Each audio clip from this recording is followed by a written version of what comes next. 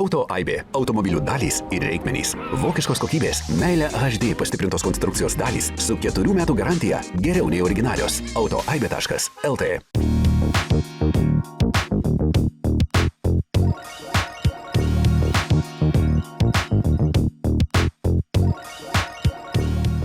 Autoekspertas LT.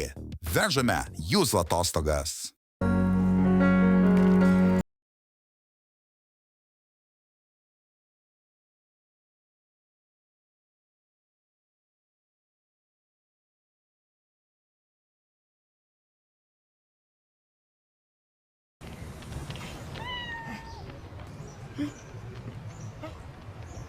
Red Bull suteikia sparnus.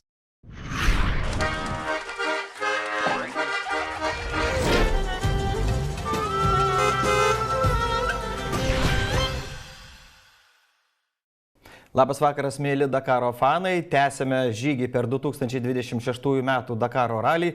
Čia su jumis šį vakarą vėl būsiu aš, Mindaugas Plukys, mano kolega Justas Lengvinas ir studijos svečias Tomas Jančys. Sveiki. Žmogus įveikęs 3 Dakarus, tikrai turės ką šiandien papasakoti, aptarsime ir mums rūpimus klausimus, taip kad stebėkite mus šią valandą ir išgirsite tikrai daug įdomių dalykų, kuriuos taip pat papildysime istorijomis iš šiandienos 3 etapo greičio ruožų, kuris sportininkams tikrai buvo kupinas iššūkių ir tikrai buvo sudėtingas, nes šiandien sportininkai pasuko smėlingais keliais į milžinišką lyg iš atviruko atkeliavusį kraštovaizdį, kuriuo juos pasitiko Alulos regionas.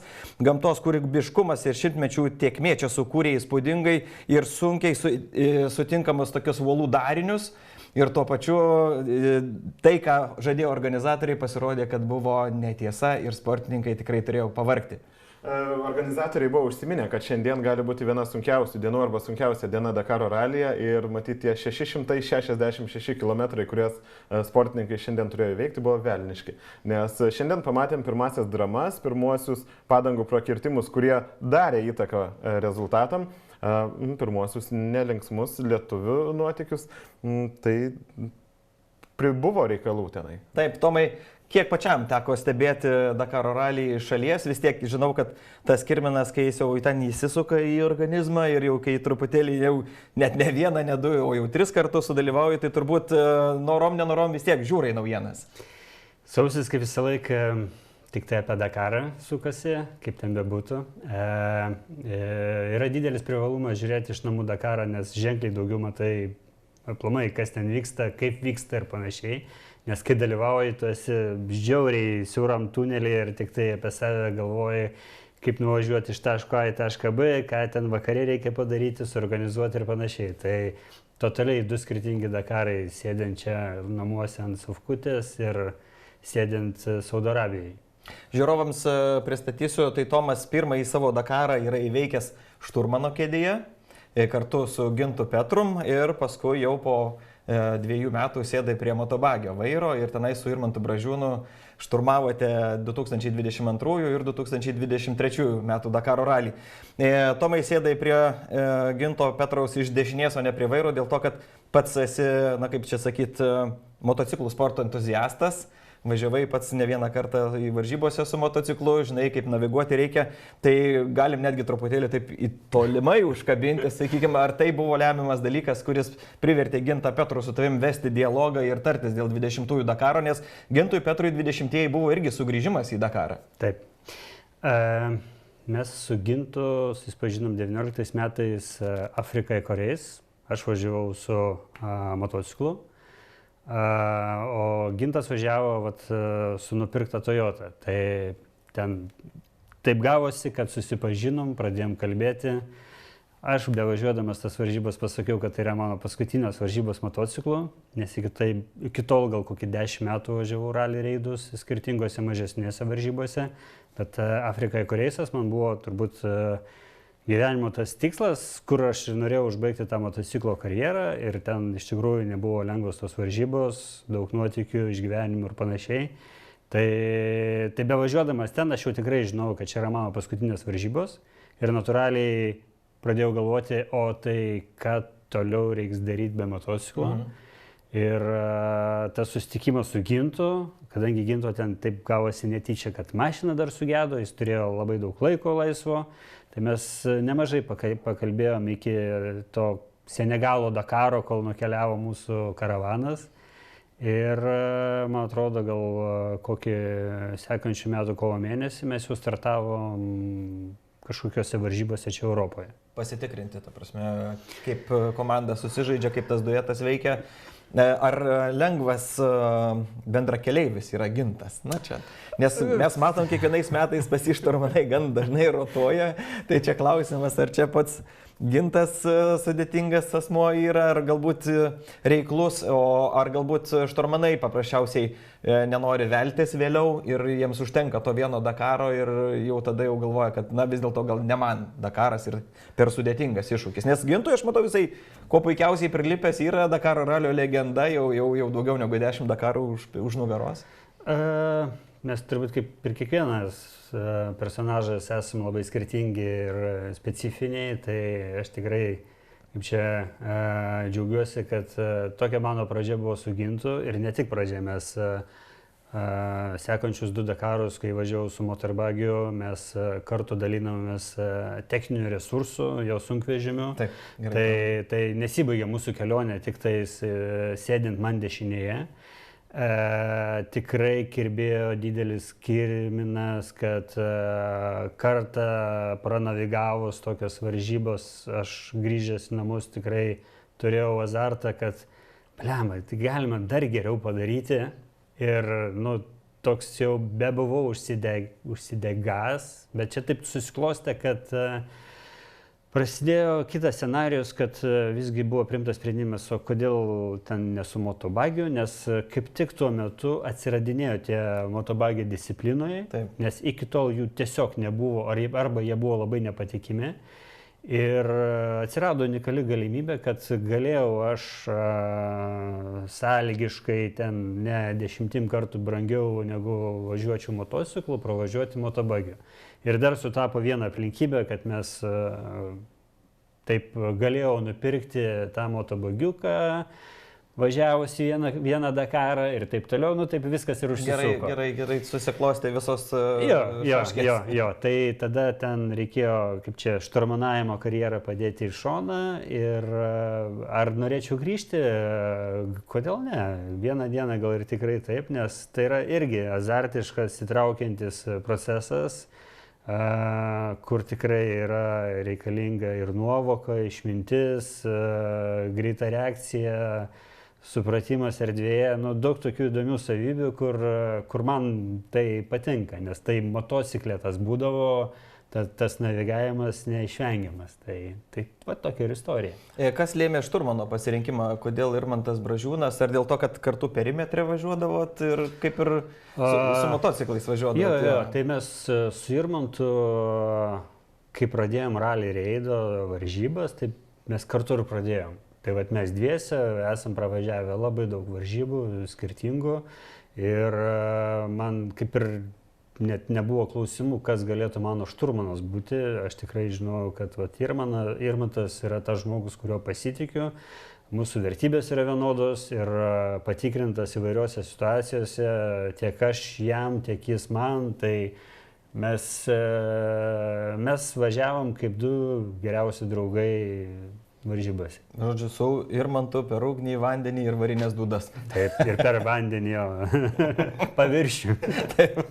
Tomai, dar norėjau paklausti, Afrika, Eko reisas, Dakaras.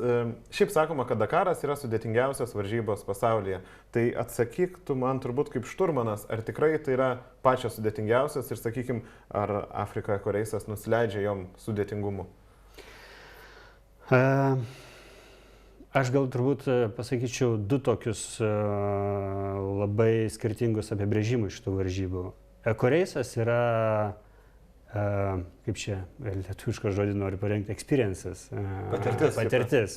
Patirtis, Afrika ir ta Afrikos platybė ir tuštybė visom prasmėm, tai turbūt labiausiai spindi tą tikrąją dvasią to Dakaro, Ir man tai buvo labai svarbu, nes aš kai užsikrėčiau Dakarą, žiūrėjau jį dar per televizorių, kurį rodė iš Afrikos vaizdus. Tai man tas buvo labai svarbu, o Dakaras vienareikšmiškai yra didžiausias sportinis renginys. Tai yra, jeigu nori sportuoti, yra Dakaras, jeigu nori experience'o, nepatogių bivako, neskanaus maisto, nežinau, šaltų naktų, Afrika. Šaltos naktis prasidėjo ir mūsų dakariečiam. Mačiau jau kažkas skundėsi, kad nebe taip šilta, nebe taip patogu, kaip buvo pirmas 2 dienas. Tai panašumų yra. Jo, panašumų tikrai yra, bet gamta ir panaši vietomis ir labai skirtinga. Tai tikrai Saudo Arabijos gamta yra pakankamai vienoda visam tam plote palyginus, ant kiek keičiasi Afrikos kontinente.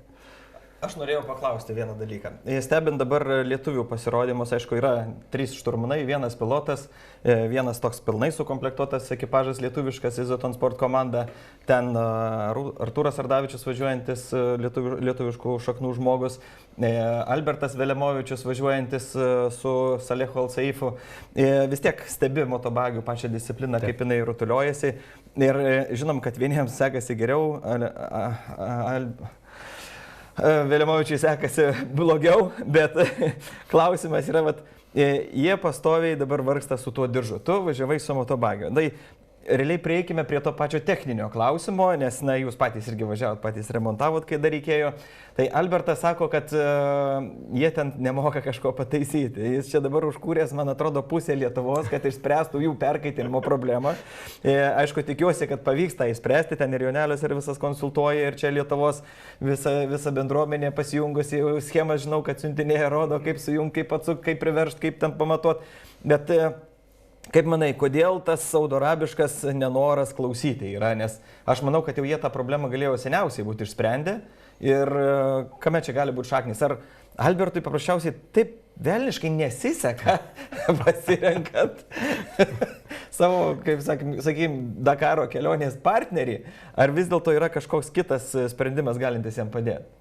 Bet pažiūrėkime iš kitos pusės, ar turėtumėm tokių reportažų iš Alberto, jeigu nebūtų šitų problemų. Tai reikalingas ir aktorinis, aišku, pagrindimas tos viso reikalo, bet jeigu taip techniškai turbūt aš nenorėsiu veltis ir pasakoti apie kaitimus, bet mes iš tikrųjų su pirmoju bagiuku lygiai taip pat turėjom kaitimo problemą, ir kuri išlindo tik tai 2 savaitę, kai mes nusileidom žemiau Riado, kai temperatūra natūraliai pradėjo kilti, nes šiaurėje buvo kaip ir viskas gerai, nes Lietuvos sąlygom, ką mes buvom ištestavę, buvo viskas idealiai, ir pirmą dieną žemiau Riado mes susidūrėm su problema, kad pradėjom kaisti.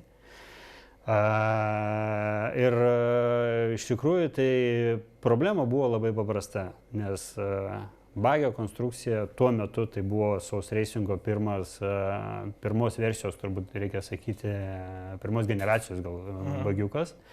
Ir jis buvo sukurtas ir ištestuotas važiuoti be stiklo, o mes įsidėjom stiklą dėl komforto. Taip. Ir problema buvo tokia, kad labai statinamas stiklas, labai aukštai pakelia vėjo srautą ir atitinkamai jau prie tam tikros temperatūros tiesiog neužtenka to srauto, kad aušinti variklį ir atitinkamai diržą.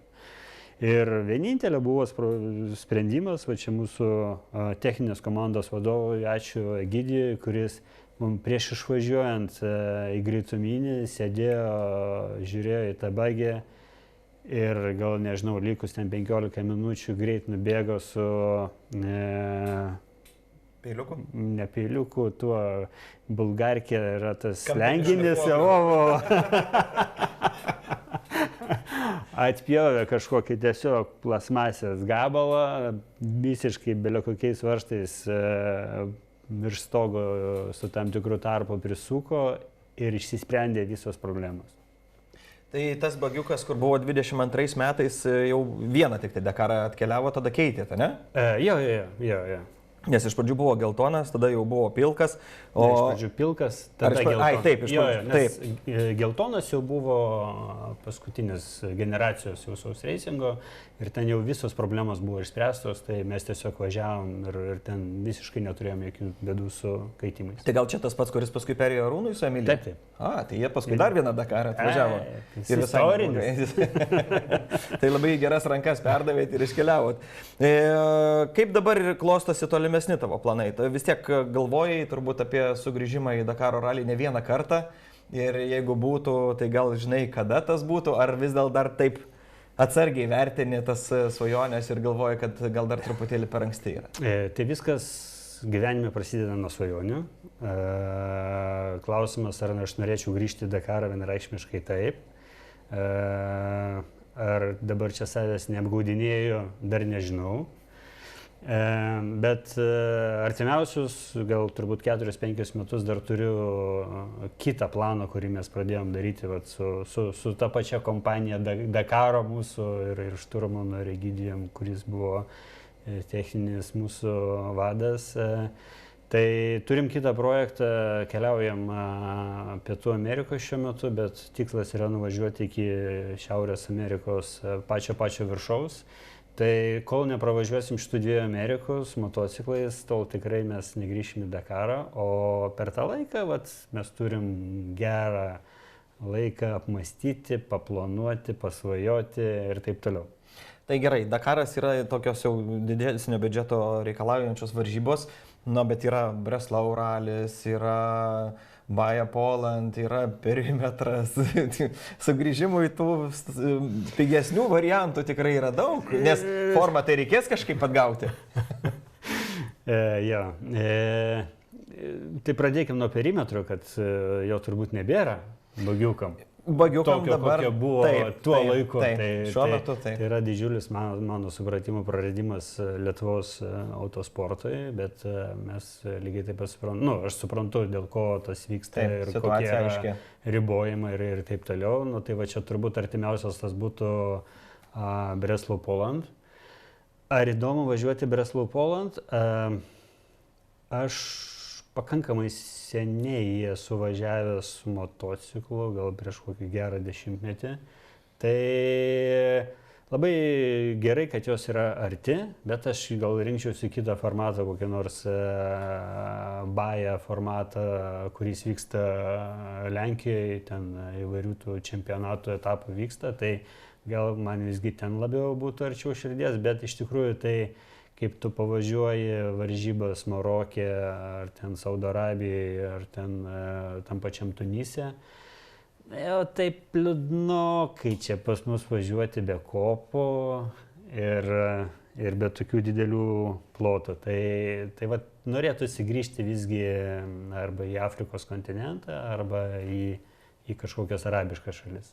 Primink mums, prašau, aš tiksliai atsimenu, kad 20 ir 23 metais tikrai finišavo, 22 irgi finišavo, ne? Jo, tai tavo kolekcija yra 3 Dakaro ralio finišavusio medaliai. Taip. O, tai čia labai... 100%. 100%. Su Alberto 0 iš 3, tai irgi, atsiprašau Albertai, kad čia truputėlį trupinu druską ant žaizdos, bet tikėkime, kad tos problemos įspręs. Ir šiaip norėčiau režisieriaus paprašyti, jeigu galima, tai šiandienos bagiukų vaizdus įjungti į ekraną, tai tuo pačiu Tomui sužadinsime apetitą ir duosim truputėlį atsikvėpti, stebint vaizdus iš 3 greičio ruožo. Sveiki, esam šiandien 3 dienos finiše. Ir dar su šviesa, kas buvo svarbiausia. Jo, bet šiandien diena prasidėjo katastrofiškai. Kokiam, ką žinau, 20 įkritom į Fešvešą. Aš kurį buvau realiai per televizorių matęs, iki kelienų. Ir mūsų bagis ten atsisėdo. Ir mes niekaip, nei pirmyn, nei atgal. Tai ten iš tikrųjų labai stipriai teko padirbėti, kol išsikrapštėm. Žiauriai buvo pavojinga situacija, nes iš galo atvažiavusias mašinas didelis, ten tikrai didelis 200 greitis buvo, nematė mūsų. Ir ten, tikrai vieni užkrito, ta prasme užklimpo už mūsų, bet iki tol sunkvežimiai vos išsuko, tai saugojau, kad Ernestą nenutrenktų. Nes aš ten lakščiau bandydamas, tai virvė gal, tai pakas šiek tiek. Susikišom centrekus, išvažiavom, tada ištempėm kolegas ir tada jau pušinom, tai ratų nepridaužėm. Jo, bet užtat mumis sugebėjo tie benzino užpilėjai padegti. Jo, šiandien degiam, gesino kūro užpilime mus, dėl to, kad neužmovė tinkamai ventiliacinės šlangos ir garai užsidegė. Tai šiek tiek purškė su gesintuvu, viskas gerai, jokių nuostolių. O paskui buvo navigacija. Tai navigacijai pasiėmiau savo 5 minutės, paklaidžiom vieno užslaptinto taško neradom, bet galų gale pasiėmėm ir iki finišo, tai čia jau lėkiam su vėjeliu, bet darbo buvo paskutinių 100 kilų, tai tiek Mindaugui su akmenim, tiek man, nes laipsniai kas 300 metrų. Bet šiandien yra istorinė diena. Šiandieną Mindaugas sidabras aplenkė Johano Kristoferį. Kristofersoną, 8 kartų pasaulio rally kroso čempioną. Šiandien bus įrašyta istorija, aš šiandien aplenkiau. 3 diena finiš. Na, Dakaro ralyje su nuotykiais turbūt neapsieinama. Yra ir pačiam turbūt yra patirt tekę ne vieną nuotykį važiuojant tiek su Gintu Petrum, tiek su Irmantu Bražiūnu. Kiekvieną dieną nuotykiai ir turbūt netgi galima sakyti, kas 100 km tu gali priskaičiuoti nuotykių vienokių ir kitokių, ypatingai jeigu ten kažkokių ten techninių kliurkų yra, pramušami ratai ir panašiai, tai kiekvieną kartą ne iš karto gal ten vienoje ar kitoje situacijoje supranti, kad jau ten kažkaip tas valdosi bagiukas ne taip, kas ten yra negerai, tai nuotykiai yra neatsiejama Dakaro dalis Ir šiandien turėjau tikrai stipriai kentėti, nes tiek ten tų svirčių svirtelių yra laikančių kiekvieną ratą ir per šiandienos akmenynus, tai ten, aš manau, kad ten didžioji dauguma turėjo kažkokių problemų, nutraukti ten visiškai lengva, ten jos plonytės yra, galima tai pavadinti tokiu žodžiu. Bet kai nuplėšia, turbūt greitai keičiasi tie visi elementai. Pakankamai. Klausimas yra, kiek ekipažas yra pasiruošęs ir pasitreniravęs. Tai mes tikrai darydavom tokios treniruotės prieš išvažiuojant į Dakarą, keisti tam tikrus mazgus. Mes tikrai buvom žinoję, kaip ten tam tikri mazgai keičiasi, bent esam pasibandę. Bet mūsų ekipažė tai geriausias buvo mechanikas Irmantas. Aš tik tai galėdavau jam paduoti raktus arba detalės. Tai labai gerai, čia taip ir yra, šiaip paprastai Dakaro ralyje, kad šturmanas ir šturmanas yra labai puikus mechanikas, o vairuotojas yra puikus vairuotojas. Ir padavėjas. Taip. O kiek atsarginių dalių ir kokių vežatės? Nes matyt, svoris irgi yra esmė. Greičio ruožo. Aš pamenu, kaip Rokas buvo berods jums padavęs savo visas dalis. Išsikrovęs viską. Ir paskutinį tą greičio ruožą, kur pergalingas buvo, kad jau jisai viską išmetė jums. Ir tada sakė, jūs vežkite, jeigu ką, aš pasiliksiu. Rokas sakė, arba į pergalę, arba į ligoninę. Taip. Jo, tai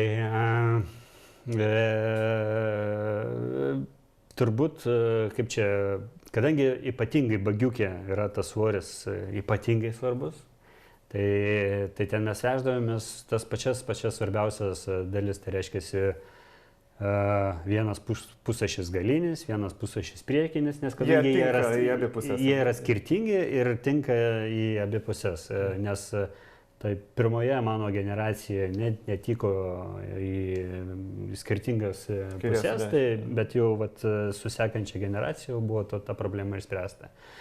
Tada vienareikšmiškai visas 3 traukės apatinės veždavomės, gal dar ten vairo kokią vieną kitą traukutę veždavomės. Tai tokie turbūt esminiai tokie komponentai. Tai teisingai, dar turbūt labai svarbus momentas yra tos stupicos, lietuviškos žodis, ar ne? Ne, tikrai nelietuviškos. Visi jau suprato. Taip. Kelmai. Tvirtinimo elementų. Man atrodo, angliškai tai upright. Taip. Kadangi jie netiko nei kairė, nei dešinė, nei priekis galas, tai mes visus 4 veždavomės. Tai, žodžiu, tu ten to svorio prisikrovęs esi, tai ten kažkokių ten dar smulkesnių mazgų buvo, tai ir ypatingai paskutiniam Dakare turėjom rimtų techninių problemų dėl amortizatorių, nes buvo neteisingai jie sukonfigūruoti ir atiduoti mums iš gamyklos, ko pasekoje mes labai daug laužėm važiuoklę, nes važiuoklė tada gaudavo visą tą smūgį. O tai eigoje nebuvo kažkaip galima ten pasireguliuoti? Jeigu aš tai būčiau supratęs kokią turbūt 3 dieną, kad visgi neįmanoma buvo jų sureguliuoti, tai aš vienareikšmiškai būčiau nupirkęs juos bivakę, nes tokia buvo galimybė. Bet kadangi mes jau per daug vėlai supratom, kai jau pats gamintojas, būdamas bivakę, pasidavė, sakė, nu visgi čia yra problema viduje, tai ten jau likus keliom tom dienom, man atrodo, gal kokios 5 dienos liko, aš jau priėmiau sprendimą, nu, kad jau tada neverta investuoti, jau liko 5, tai taip, ten jau... Kai 14 dienų trankaisi, tai čia tos 5, tai čia kaip už 5 minučių pabaiga finišas. O dar sakyk, Tomai, trumpai, tas bagis atrodo ten tik sėdynės ir nieko daugiau. Kur ta bagažinė, kur susidedat buitinė prasme? Jo, tai ten yra labai didelis iššūkis susidėti, pradedant tokiais elementariais dalykais kaip striukės susipakuoti, kai tu ryte važiuoji šaldamas ir tu nori būti šiltai. Ir baigiant, kur suslėpti tas detalės. Tai ten tos slėpimo taktikos iš tikrųjų net ne mūsų yra sugalvotos, jau ten yra Saus Reisingo surastos vietos ir ten visur viskas išslapstyta po visą bagiuką.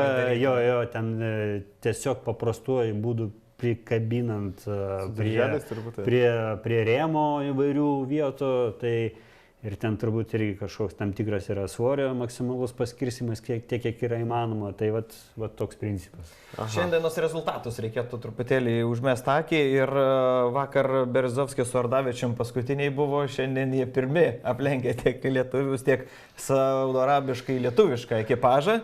Šiandien jie 15 vietoje, sakyčiau, visai geras rezultatas. Vakar galvojom, kad vis dėlto Ardavičius truputėlį navigacinių klaidų pridarė, bet šiandien aš manau, kad jiems startas iš galo gerai suveikė ir tas daug šalikeliai priparkuotų transporto priemonių vaizdas juos apramino. Ir šiandien buvo būtent ta diena, kad ramiau yra toliau.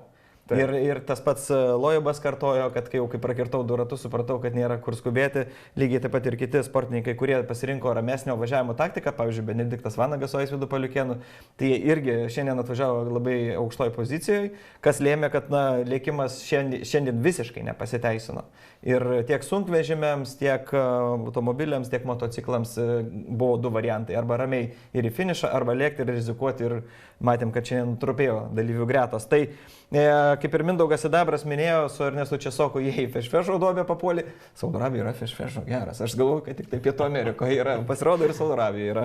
Ir tada Albertas Velemovičius su Salehu Al-Saifu, jie jau 28 vietoje finišuoja. Pažiūrėkime į bendrą rezultatų lentelę, kaip atrodo viskas po 3 etapų.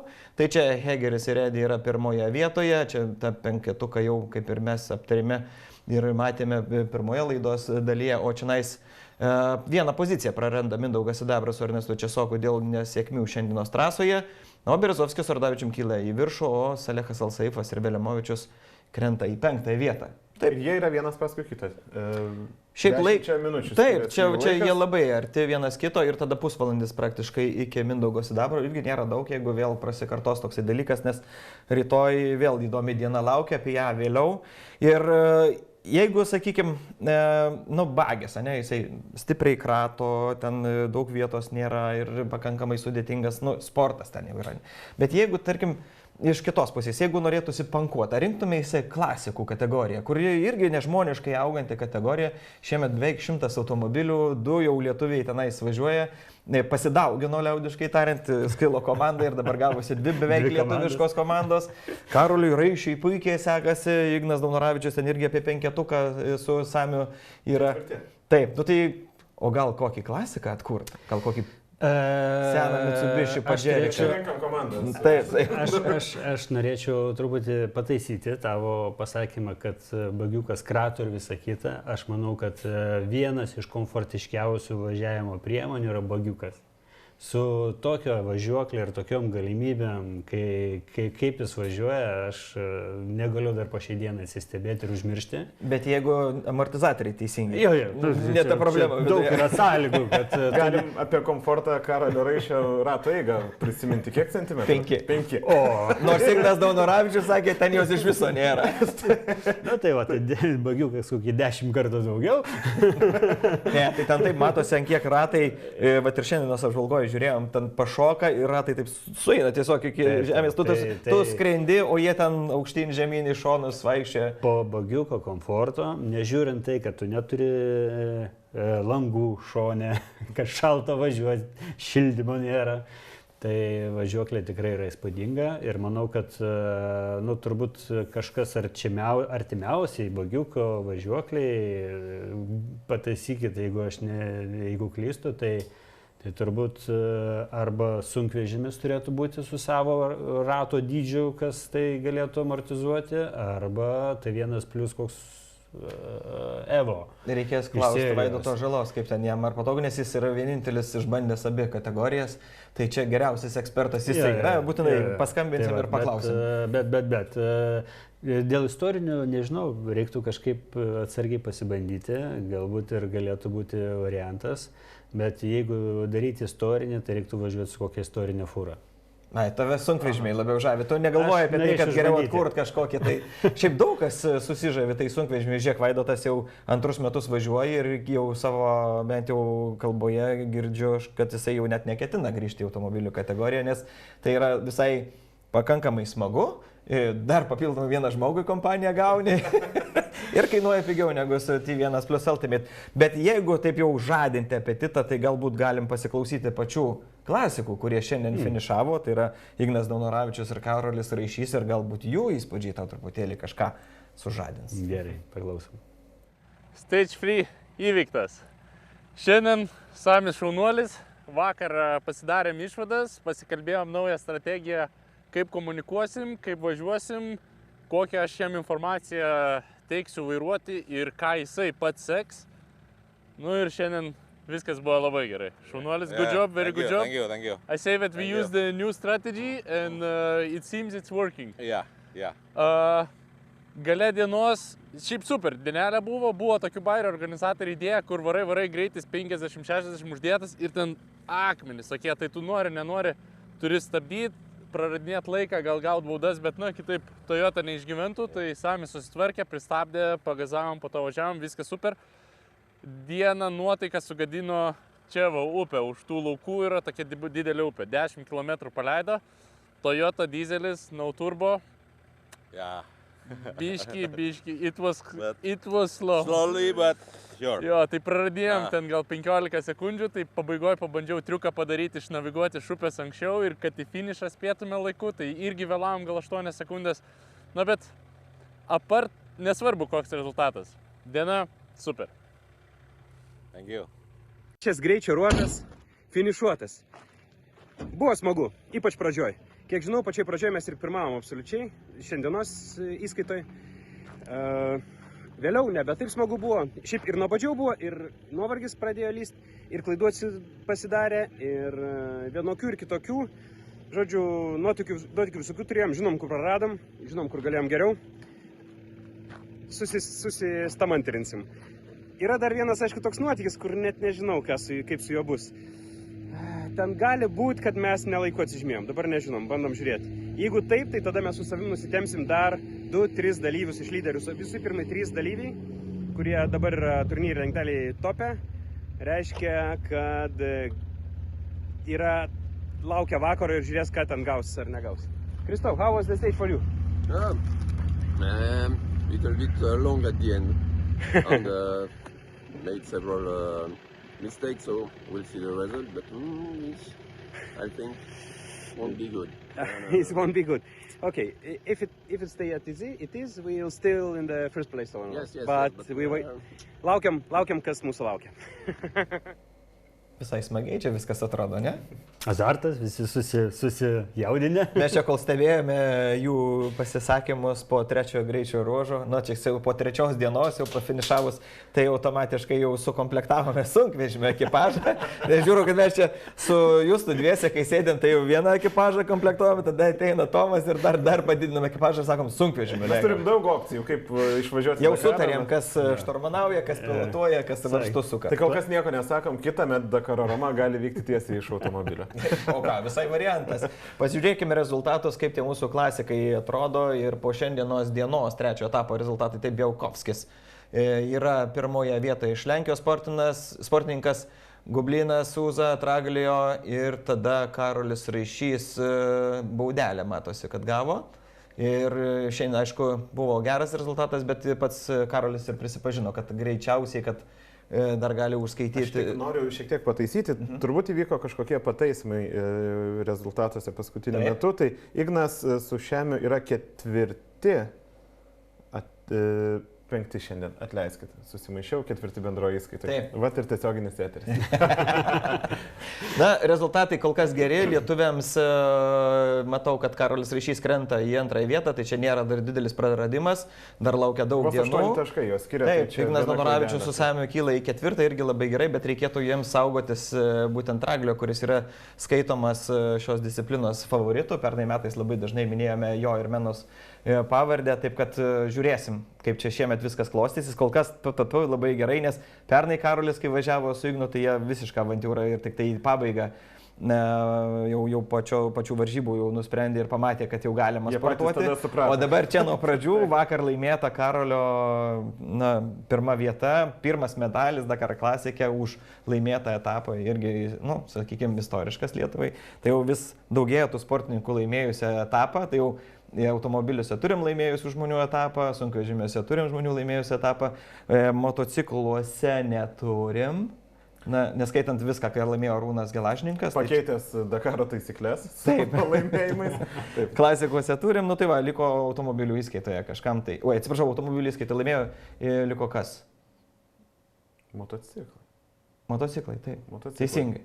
Keturračių, aš galvoju, ar Antanas laimėjo, kai važiavo keturračiais greičio ruožą. Laisvydas Kancius ir laimėjo. Laisvydas laimėjo, teisingai. Tai aš galvoju, su šitais labai gražu tie laimėjimai, labai faina, bet Tomai, tu geriau pasakysi, dabar bet kuris išvažiuojant į Dakarą turėtų jausti pakankamai didelį lūkesti visos šalies, kad jau važiuosi 10-uke. 20-ukas mažiausiu atveju. Tai kai kurie motociklininkai šiemet ir pasakė, aš važiuoju ne dėl rezultato, važiuoju įveikti. Šatkus, ar ne? Sakė, važiuoju pasivažinėti.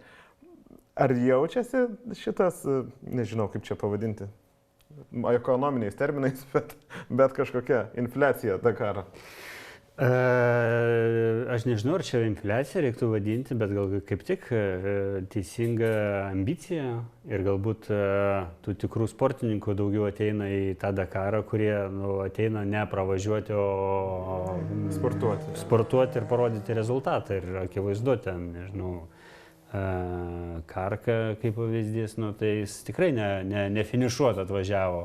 Taip. Tai kiekvienas važiuoja su savo tikslais. Aš pirmą kartą, kai važiavau už vairo, tai mano tikslas buvo vienareikšmiškai finišuoti.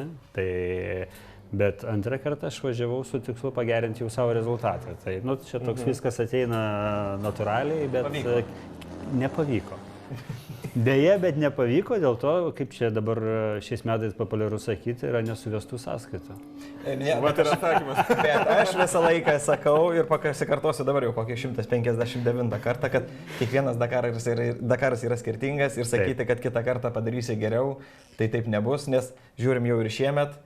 Davidas Kastera užtaisė tokių dalykų, kad, kaip sakė Albertas Velemovičius vienoje žinučių, kur yra uždarai grupiai žmonių, kad čia išprotėjęs jisai yra, čia ne rally reidas, o čia iš viso trialas ir visos kitos disciplinos sudėjus, bet tikrai ne lenktynėms kitos. 1000 km. Žaidimo sąlygos yra visiems vienodos, turi prisitaikyti. Čia Dakaras ir yra prisitaikymas prie tų sąlygų, kurias tau meta organizatoriai ir tu turi pats vertinti tą kelią, kurį tu matai priešai save ir kartais jisai tau yra palankus, o kartais baigėsi dideliais iššūkiais ir didelių nuotykių, kuriuos tu atsiminsi visą gyvenimą ir dar savo anūkams pasakosi. Bet kaip ten bebūtų, Saudo Arabija yra specifinis kontinentas su labai nedraugiška aplinka automobiliam, ko pasiekojo ir turim tą T1 plus su visais dar išplatinimais ir taip toliau, nes 20 metais ten labai daug lyderių kentėjo visiškai nesitikėdami to. Tai dabar jau einant prie išvados iš to, kad tu pasakėjai, to kategorija yra pasmerkta? Taip, pagal skaičius turbūt akivaizdžiai matosi. Na, pagausėjo, buvo 2 automobiliai, dabar 7 automobiliai, bet šiandien aš tokią istoriją išvedžiau. Sėdėjau iš tikrųjų pats savo ramiai ir krizenau, nes norėjau tą jau paskelbti ir prie rezultatų Roko Baciuškos ten suvesdamas galus, kaip ten visa situacija toje kategorijoje atrodo, bet paskui pagalvojau, kad palaikysiu iki laidos. Ir laidoje man tai patiko, nes starte važiavo 2 Toyotos, 3 Defenderiai ir 2 Nissanai. Jie ne pirmos jaunystės, ne kažką, bet aš taip galvoju, kad organizatoriai pagalvojo, kolektyvas, 5 yra per mažai, reikia daugiau. Paskambinam kokiem vietiniam ir sakom, kas nori varyti. Dėl skaičiaus, tai gerai. Ir dar reikia, kad būtų koks Nissanas, kad būtų įvairovė gamintojų. Gerai, pakvietė 2 Saudo Arabus. Iš tikrųjų, aš juokauju. Vienas, kaip 2 Saudo Arabai su vienu automobiliu ir paskui Vengras su Austru su kitu automobiliu. Tai tie Vengras su Austru su išnuomotu automobiliu nusirašė jau pirmame etape, gavo 17,5 valandų baudos. Na ir čia, sakykime, jau jų varžymasis baigėsi. 2 saudai, kurie jau tikrai žino Saudo Arabiją ir ten visus akmenis ir viską, jie irgi labai gerai sportavo. Tai jie nuo Petrancelio, kuris su problemom vairo stiprintuvo finišavo, atsiliko dar papildomai 7 valandom. Tada buvo antras etapas ir antram etape mūsų Nissanai dar labiau pasistengė ir dabar jau atsilieka, vos ne gerų pusdienių nuo, sakykime, 14 valandų, jau nuo Saros Price, kuri yra 5 bendros įskaitos vietoje. Ir sakykime, jau šiandien aš jau gal net nedrįstu apie juos kalbėti, nes tenais jau tas laiko skirtumas iš viso yra jau kosminis ir ten pasivyti 18 valandų iki pirmos vietos. Tikrai be šansų, tai varžosi ten 5 automobiliai. 3, jeigu valandoj, o tada... Bet ar toks žingsnis organizatorių gali iššaukti kažkokį tai vėl naują susidomėjimą? Nes 5 metai Dakar klasikas ir tas vadinamas rizika arba, sakykime, bandymas atgaivinti klasikus tikrai pasiteisino.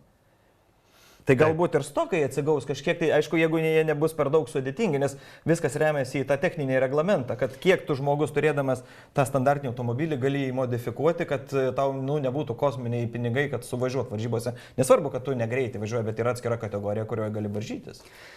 Turbūt viskas priklausys nuo reglamento, nes ant tiek tos mašinos bus patvarius, kiek leis ten, nežinau, ten apsaugoti važiuoklę, padangas didesnės dėti, gal ten prošvaistą didesnę daryti ir panašiai. Tai manau, čia irgi yra tam tikras balansas, kur per reglamentą bando subalansuoti tam tikras klases. Galim pasiklausyti Roko Baciuškos. Jisai finišė šiandien jau 3 diena, jo kankinantis arba džiaugiantis to kategoriją ir tie įspūdžiai po truputėlį pradeda galbūt džiuginti, o gal liūdinti, paklausom. Šiandien diena neblogai, sekėsi, viskas stabiliai, ramiai, 2 padangas tik prakirtom, vienoje vietoje tai iš viso nesupratom kaip ir kitoje vietoje nesupratom. Oriolis labai sudirbo labai puikiai, be jokių navigacinių problemų, aišku, buvo akmenuotas, bet ir greita. Buvo išbandymų šiandien, kodėl sėdžiu šturmano kėdėje, paklausiau, ar nori pravažiuoti su mašina, niekada nevažiavo, tai proga buvo pavažiuoti, aš pašturmanauti. Bet jo, diena rezume gerai, baigėm 2, be jokių kažkokių nesąmonių, taip ir toliau turbūt reikia viską stabiliai laikyti. Be nesąmonių reikia stabiliai laikyti. Vat ir receptas. Šiaip receptas yra neblogas ir nors jie važiuoja su 3 tonų automobiliu, jie bendrai visoje automobilių klasiai, kur ten yra ir bagiukai, ir sunkvežimiai, ir visi kiti, jie yra 69 iš 165 dar važiuojančių automobilių. Tai aš sakyčiau, čia pirmas trečdalis. Visai neblogas rezultatas ir po šiandienos Vaidoto Žalos nesėkmių jie labai netoli Vaidoto Žalos ir yra. Čia praktiškai 9, net ne 9, dar 4 minutės. Tai galbūt rytoj pasivys. Tik sunkvežimį lengva bus sudėtinga, nes dulkėse važiuojant paskui sunkvežimį turbūt yra reikalų. Nekartą turbūt ir pačiam yra tekę, ne? Važiuoti paskui sunkvežimį. Teko turbūt. Gelbėtas priekinis stiklas ar nelabai? Aš tikrai nenorėčiau važiuoti be priekinio stiklo, bet čia kiekvieno pasirinkimas. Daug akmenų, daug dulkių. Šiaip dulkės turbūt gal net geriau būtų, jeigu važiuotum be priekinio stiklo, nes Prapučia. Tas priekinis stiklas padaro tam tikrą, kaip čia, sukūrėjimo efektą tų dulkių, tai dėl dulkių gal geriau ir be stiklo važiuoti, bet ypatingai ryte, kai šalta, ilgi pravažiavimai, nu tas žvarbus vėjas, ten yra nežinau kas. Labai labai svarbu. Gerai, į ekraną prašau stok kategorijos lenteles, tai po šiandienos etapo Rokas Baciuška yra antroje vietoje, Peter Hanselis šiandien laimė etapą, Sarah Price yra trečia ir ketvirtoje vietoje su Toyota Autobody yra Baso ir Menardas. Ir dabar po 3 etapų situacija atrodo sekančiai. Rokas Baciuška yra pirmas, Baso su Toyota antroje vietoje, Petrancelis atsilieka 55 minutėmis ir užima trečią vietą, Sarah Price už 2 valandų ir 16 minučių ketvirtoje vietoje. Aš vis dar tikiu, kad jos svajonė tapti pirma moterim iš Amerikos laimėjusio Dakarą, jeigu ne šiemet, bet išsipildys. Bet jau antra diena, kada defenderiai finišuoja 1, 2, 3. Ir man atrodo, nu, čia jau tokia kaip jau tendencija, sakyčiau, gaunasi. Arba čia galbūt ir pačios Toyota komandos narių taktika kažkokia tai. Žinai, kas dar yra tendencija, kad šiam Dakare labai dažnai finišuoja tie patys gamintojai. Šiandien turime bendroje įskaitoje, ar ne, T1, 5 Fordus pirmose 5 vietose ir 6, 7 2 Dacijos. Tai nu kažkaip tai visi susitarė čia. Bent jau stebint bendros įskaitos lentelę, dabar matau, kad Kiro Miura iš 6 vietoje ir jam ten nemažai atsilikimas 4,5 valandos dabar yra, tai jau čia jisai, sakykime, jau iškrenta į žaidimo, nebent ten prasidės reikalai, nes organizatoriai numatė 2 maratonus. Tai aš nežinau, kaip ten tuos defenderius, jeigu netyčia jie kažkas atsitiktų, seksis remontuoti, čia irgi klausimas, nes tiek Petranceliui, tiek Baciuškai, tiek Sarai Price ir jų šturmanam tai yra naujas technikos vienetas, kurio nėra tekę susidurti, tai galbūt, na aišku, ten buvo ir treniruotis visą kitą, bet kai tu su tuo pačiu daiktu, sakykime, taip, važiuoji eilę metų, tai tu jau ten mintinai kai kurios dalykus, žinai, kaip mazgai keičiasi traliai. Oriolis Vidalis turi inžinerinį matymą ir mąstymą, tai jeigu ką, gal tai gelbės, pažįsta techniką iš esmės. Tai... Na, bet vakar benzino kvapas atsiradęs mašinoje turbūt nelabai gelbėjo. Na, arba gerai moka pasakot, ką moka. Nebent pakėlė nuotaiką. Linksmai savo. Bet net pešiau, kad čia dar reguliavimo klausimų gali būti, nes tai 4 kategorijai šiais metais mes turim tokią įdomią situaciją, kai Poliariai yra dar su Yamahom turbūt senajam reglamente, o Kanamas yra jau naujajam ir važiuoja tą patį Dakarą. Tai galbūt čia irgi gali būti kažkokių tokių niuansų, dėl ko toks skirtumas yra tarp mašinų. Na, turbūt svarbiausia, kad atitinka FIA reglamentą. Ir šiaip dar įdomi tokia tema, kuri šiandien sklandė ir interneto platybėse. Šiaip labai padėjo tas Instagramo AI, kuris verčia, tarkim, kalbą į anglų kalbą. Ir aš buvau net nustebęs, galvojau, kaip Laja Sanz gerai angliškai kalba. Ir paskui supratau, kad biškiai lūpos nesutampa su jos labai gražia anglų kalba, nes aš žinau, kaip Laja Sanz kalba ir galvojau, wow, kaip pramoko angliškai kalbėti. Ir paskui toks, biškiai jaučiau toks kvailas. Bet vaikšto tokios kalbos jau praktiškai pusė bivako šneka apie tai, kad tas skirstimas pagal FIA kategorijas, kur turtingos komandos įsiperka vietas į priekį ir dingsta tas vėl tas vadinamas sportiškumo momentas, elementas, kad tarkim, jeigu sportininkas, kaip Petrancelis aną dieną finišavo ten 85, bet naudodamasi savo FIA priority teisę, kuri išpirta, jį vėl nukėlė ten į priekį, ten tarkim iki 35, bet tas sportininkas, kuris buvo 45, jį nustumė pozicijomis žemyn ir gavosi vietoj to, kad jis važiuotų ir sportuotų, jis užstringa paskui sunkvežimius ir dabar 3 dienas matėm, kad siauri kanjonai, ten kamščiai, pravažiavimų nėra. Jis jau praranda bet kokias realias galimybės, bent kažkiek spausti gamyklinius, nes jis jau viskas, jis jau eliminuojamas iš žaidimo vien strigdamas paskui lėtesnius varžovus. Jūsų nuomonė apie tai. Mano nuomonė. Taip arba ne? FIA taisyklės yra visiems vienodos. Jeigu neturi pinigų, sorry. Taisyklė tokia. Gerai, tai mėly sportininkai, pradėkit taupyti kitam Dakarui. Paklausykime, ką Benediktas Vanagas šiandien pasakojo po, sakyčiau, pakankamai sėkmingo etapo ir su Aisvydu Paliukėnu jie šiandien fiksavo 14 laiką, vaizdas į ekraną. Na ką, trečias greičio ruožas finišuotas ir visų pirma, tai labai džiaugiamės. Finiše visų antra tikėjausi, kad Aluloj truputį daugiau smėlio, bet ne, čia akmenų yra irgi labai daug. 90 km turėjom prakirstą ratą ir supratom, kad liko dar labai daug kilometrų, o ratas atsarginis tik vienas, tai tada buvom tokie jau tikrai labai lėti.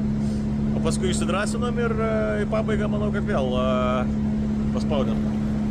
Jo, tai net nežinau, ar per akmenis labai patinka važiuoti dabar jau, ar čia toje Aluloj per tos smėlio kupstus ir kaubarius, nes visai ekstremalu, iš tikrųjų, visai greit važiavom. Ir manau, kad turim bent jau kol kas preliminariai visai neblogą rezultatą, tai pasižiūrėsim, kaip kiti dar suvažiuos, bet nemažai ir aplenkėm. Aišku, buvo ir klaidžių vietų ir mes patys ten kelias sekundės praradom pasisukinėdami vienoje vietoje. Nežinau, man tai atrodo, kad kažkoks keistas reikalas tam buvo kelio knygai, tai pasižiūrėsim dar, ar kiti nebuvo nematę to paties, bet šiaip matom dalyviai atvažiuoja iš galo, kurių trasų šiaip nematėm, tai buvo painu turbūt ne tik tai mums. Nu va, dabar 250 km iki bivako ir su malonumu važiuosime į dušą. Prieš porą dienų apkalbėtas padangos, matai, gerai veikia. Aš manau, kad 20 metais nebūtų niekas drįsęs taip per akmenį šoną eiti, ne, Tomai? Tikrai taip. Jūs su Gintu Petrum su Toyota, kai važiavo, tai pats pameni, kad tais metais labai daug padangų buvo prakirsta ir ten ne viena komanda buvo išnaudojusi paprasčiausiai visas gyvybės, kaip mėgsta Benediktas Vanagas sakyti. Su motobagiu važiuojant turbūt tokių problemų nėra, ar visiškai lygiai tas pats? Turbūt su motobagiu yra truputį mažesnė tikimybė elementariai dėl fizikos ir svorio automobilių, nes padangos to pačio Gudrišo, jeigu tai tikrai įspūdingai geros ir laikančios, o visa kita priklauso, kaip tu važiuoji, kokį slėgį laiką ir panašiai. Tai turbūt įdomiausia buvo pirmi metai, kai mes dar nelabai supratom, kokius čia slėdžius reikia laikyti, kokioje situacijoje, tai pasimokėm labai gerai. Dabar pažiūrėkime turnyrinę lentelę ir ten bus etapo ir bendros įskaitos rezultatai. Tai šiandien Fordų turėjo būti diena, bet paskui viskas persiskaičiavo ir Fordai 2 iškrito iš to penketuko, nes dar prieš laidą juokėmės ir džiaugiamės, kad vakar 5 Toyotos, šiandien 5 Fordai, bet pasirodo irgi buvo išminusuotos baudos ir tada jau 2 Dačias pakėlė į pirmąjį penketuką.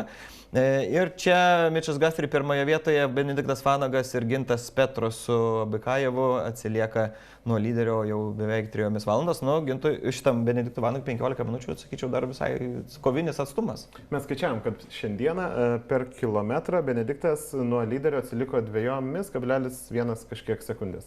Tai va čia jum ir įvertinčia, daug atsilieka ar ne? Šiaip tempas tikrai neblogas ir jeigu toliau viskas klostysis gerai, tai na, pagyvensim, pamatysim. Ir bendra Ultimate įskaita, kaip matot, rodo, kad 30 minučių yra bendrai jau atsilikimas nuo lyderių, kuriuo tampa Mičas Guthrie. Gerai, turim tiek reikalų, turime dar ir sunkvežimį apkalbėti. Jeigu klasikose netiktų Tomai važiuoti su sunkvežimiu, tai galbūt rimtesnėje kategorijoje. Vitoldas Milius važiuojantis su Benediktu Vanagu sakė, kad kažkada labai norėtų Dakare pravažiuoti su šluota ir pravairuoti. Aš galvoju, kad gal irgi būtų visai variantas. Važiuoti, gelbėti tuos nelaimėlius, bet dabar pagal tą, ką aš skaičiau reglamente, tai tas nelaimėlių gelbėjimas tai yra jų pačių reikalas. Jie nebent gali atskristi ir jūs repatrijuoti, bet tai reikštų, kad to jų turi pasitraukti iš varžybų. Tai kažkaip ir smagu ir nesmagu, nes šluotos darbas atseit surinkti visas šiukšlės iš trasos ir va tiek reikalų. Tai aš sakyčiau, čia visai fainas spoteris ir nuotykis turėtų būti. O kol nerenki šiukšlių, reikia sportuoti. O kaip Vaidotas Žala šiandien sportavo, galime dar kartą prisiminti. O, ilga dienelė. Kai pradedi galvoti, kad labai gerai einasi viskas, tai Dakaras duoda per veidą. Žodžiu, turėjom tokią situaciją. Atpjaunam. Pradžioje ratą pramušėm, tai praleidom kelis greitesnius į priekį. Ir tada dulkėse varom ir matom tokią situaciją. Dulkių kamuolys, stovi toks į teisėją panašus žmogus ir rodo. Okei, gal kažką geriau žino negu mes. Mes ten kur parodė, kai pylėm į kažkokį kalną smėlio.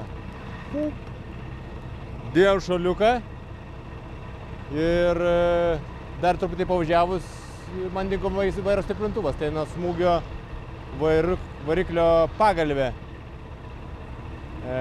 nutrūko ir šlangą nutraukė. Reikėjo šlangą keisti. Tai pasirodo, toj vietoje ten kažkas nusivolioja. Kažkokia mašina nusivolioja, tai jis tipo apvažiuok, bet jis turbūt ar nematė, ar ką, bet mes irgi per dulkės nematėm, kad ten kalnas didžiulis. Tai išvežė visi šokom ir liuobėm į tą kalną. Nebuvo didelis greitis, bet užteko, kad būtų priverstinis sustojimas. Tas priverstinis sustojimas buvo kokios 35-40 minučių maždaug. Tai va, tai žodžiu dabar kaip ir pernai reiks vytis. Ir rytoj startuosim iš užpakalio, tai irgi bus sunki diena. Tai va. Bet šiaip po to paspaudė, kažkaip atrodo vis... Jo, išsigaudėm čia tų tokių lėtesnių, bet nedrąsu buvo, nes melagiukai parašė trasos aprašyme, kad 11% akmenų. Kokie 2/3 buvo. Ir tų pačių šlikščiausių, kur smėlėje tokie pakasti, tai tą vieną kaip pramušėm, tai viskas. Tada sakau, kebra, jau aš esu gyvenęs trasoje be ratų, tai ramiai. Bet buvo vienas momentas, kaip Paulas sako, reikia biškiau gal greičiau, jau tu čia varai kaip turistas. Tai va, tai žodžiu, sunki dienelė buvo. Nuo to smūgio ir Paulo kaklas, ir Maksui kažkaip skauda. Tai va, tai visi atsidaužiam. Pamirš dieną šitą. Ir nepaisant tų negandų, Vaidotas Žala šiandien finišuoja 8 vietoje, 33 minutės 58 sekundės atsilikimas nuo 1 vietoje finišavusio Mišo Vandembrinko. Bendroje įskaitoje 5. Bendroje įskaitoje 5, tai va ir turnyrinė lentelė, pažiūrėkime, kaip ten viskas išsidėlioja pas mus bendroje įskaitoje. Bendri lietuvių rezultatai, tai čia jau truputėlį panonsuosime ir motociklus.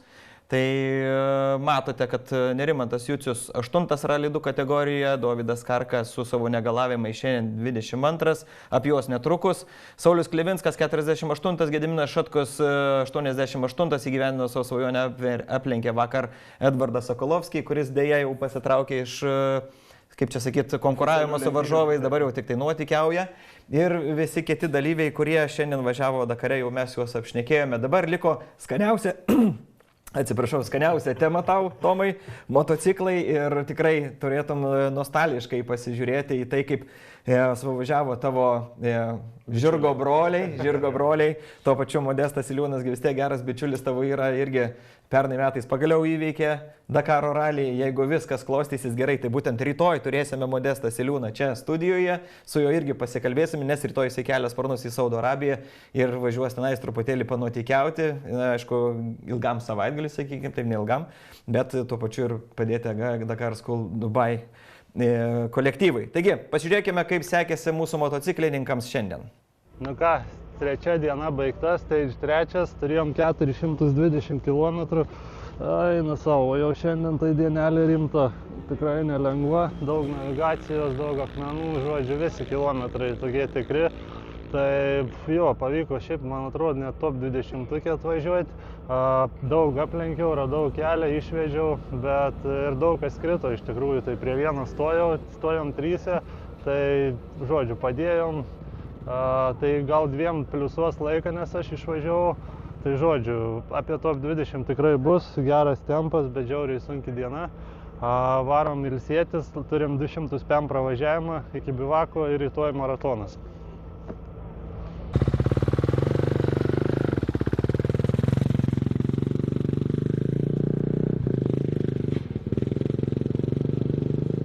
Daug griuvau, per daug griuvau. Pirmą 100 km viskas labai neblogai, ritmas buvo ir greit važiavau ir patiko. Tada nugriuvo sėdynė, šiaip random, sustojau sėdynę užsidėt, su užtraukėjais užsitraukiau. Tada griuvau per akmenis, nusibalnojo visą šoną, duslintuvą sulanksčiau, sulaužiau. Iš naujo išėjo susifokusuoti. Bet po refuelingo 3 kartus griuvau per akmenis. Tiesiog ten tokie akmenis, kur važiuoja vien tik tais akmenim, luitais, plytom ir iš niekur nieko pagavo, išveitė šoniškai per galvą, tada atsistojo 500 metrų pavažiavo, vėl tas pats. Tai šitas labai išmušė iš vėžio ir tada lėtai iki bivako stengiuosi grįžti ir tai pasitaikė dar vienas akmuo ir metė per galvą. Tai šiandien susitrankiau, susidaužiau, skauda labai riešą, grįžęs pasidarysiu renginą, tikėkime nelūžęs. Tai va, tokia ir diena. Sakiau, nelėksiu, bet supratau, kad sauleliai nusileis, nieks į namus neįleis. Tai reikia laik, pažiūrėk, saulukė jau. Ne, visada girdėjau Arūnės balsą. Suversk, moca ir pats versk. Bet ten smiliukas, ten ir tokie bortai. Kaip smagu. Buvo dulkių, bet dilbių nejaučiu. Žiauriai skauda. Kaip nuotaika? Geras. Patinka? Superinės, jo. Tasme, fainas, jo. Patiko. Bet ten tie akmenys iš smėlio kyšantis, tai taip, teko tą greitį numest gerokai. Na, nežinau, kolegos, kaip jums, bet Saulius Klevinskas yra mano antras favoritas po klasikų. Pradeda jis man patikti. Atsipalaidavo Saulius. Jis visiškai kitoks, nei buvo prologė ar pirmam greičiu. Aš manau, kad nuėjo tas startinis jauduliukas, dabar įėjo į ritmą, jisai suprato, su kuo turi reikalų, atrado save tam reikalę ir jis įsivažiavo, sakykime. Be humoro sako, čia niekaip. Taip. Sako, žiūrau, temsta ir reikia namo grįžti šviesoj. Ir gavo pieną su datuliu. Kad paskui nebūtų pienas ir paskui su pieno pirmas šniūras, paskui paklodė. Taigi, dabar liko pakalbėti tik tai apie tai, kas laukia rytoj. Tai yra maratono pradžia, pirmoji diena, visi miegos po žvaigždėmis, palapinėse. Alulos regione tikrai labai šilta, dabar 10 laipsnių šilumos vakare. Tai prie laužiuko galėjo visi susėdę, šiltai atsisėdę dainuoti Kumbaja. O sportininkai ir šturmanai dar neatsisveikins su įspūdingais Alulos kraštovaizdžiais, tačiau pagrindinis jų dėmesys bus sutelktas į technikos valdymą, pradedant pirmąją maratoninio etapo dalį. Nors trasa daugiausiai drieksis plačiomis atviromis erdvėmis, zigzagais vingiuojantys keliai tarp kalvų pareikalaus dažnų tempo pokyčių. Finiše bus įrengti 2 netoliese esantys, bet atskiri bivakai, viename apsistos motociklų sportininkai, kitame automobilių ir sunkvežimių. Tarpusavio pagalba tarp dalyvių bus leidžiama be laiko apribojimo. Stovykla bus itin minimalistinė, kaip minėjau, laužas, palapinė ir maisto daviniai. Ir rytoj motociklai ir automobiliai startuoja skirtingais keliais. Tai čia bus iššūkis ir šturmanams, o matėm, kas aplink Alulą dedasi, tai aš manau, kad ir tokių ir rytoj bus belekiek ir daug. Ir padangų reikia 2 dienom dabar, tai bus reikalų. Taip, tuo pačiu reikia ir žiūrovams pasakyti vieną dalyką. Rytoj dėl krepšinio mes į eterį išeiname 21 valandą, nes, lietkabelis. Čia jau, manau, tokia raktinė frazė. 21 valandą Dakaras 2026 pagrindiniai organizatorių vaizdai, o 22 valandą Dakarorama ir studijoje Modestas Siliūnas. O šiandien ką, belieka su jumis atsisveikinti, mėly žiūrovai, padėkosime Tomui Jančiui už skirtą laiką. Gero Dakaro visiems. Lauksime jūsų sugrįžtant į Dakarą, kaip visada laidos įrašas nuguls Aigauto Dakar YouTube kanale, tai galite prenumeruoti jį, jeigu neturite televizoriaus, bet turbūt jeigu žiūrite, tai jį turite. Tada sekite Facebooką, Instagramą, ten karščiausios naujienos dienos metu, belieka atsisveikinti su jumis iki rytojaus ir ačiū, kad esate kartu. Iki. Visą.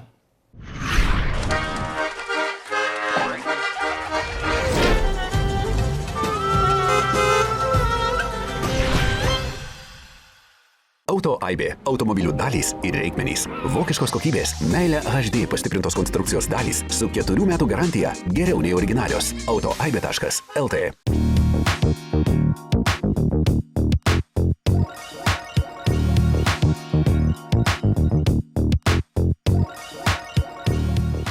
Auto ekspertas LT. Vežame jūsų.